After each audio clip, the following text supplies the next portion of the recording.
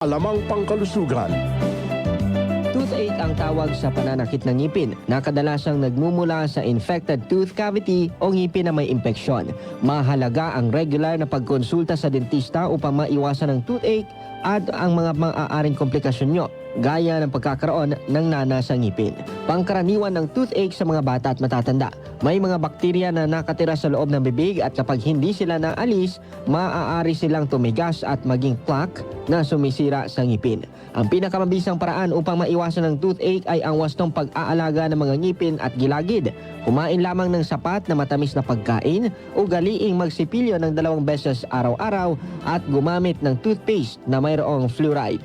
Ugaliin ang paggamit ng dental floss, gumamit din ng mouthwash kung kinakailangan, iwasan ang paninigarilyo dahil ito ay nakakalala ng mga sakit sa ngipin at gilagid.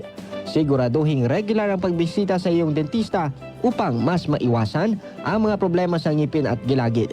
Mainam din na magpa-schedule ng 2 beses sa isang taon ng oral prophylaxis sa iyong dentista. Halim Abbas, NDBC, Bida Balita.